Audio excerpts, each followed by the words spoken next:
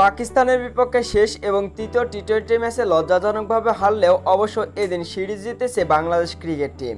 তাই তো সিরিজ জয়ের আনন্দ এদিন উল্লাসে মেতে ওঠেন বাংলাদেশি ক্রিকেটাররা।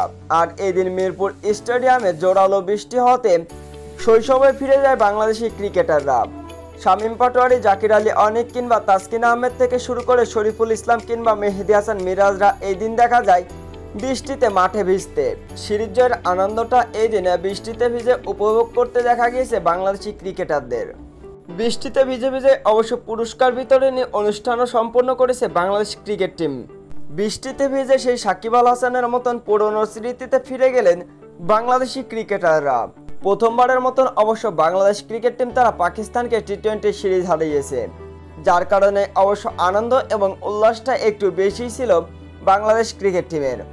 তবে মিরপুরের মাঠে তুমুল বৃষ্টি হয় এদিন বৃষ্টিতে ভিজতে দেখা যায় বাংলাদেশি ক্রিকেটারদের।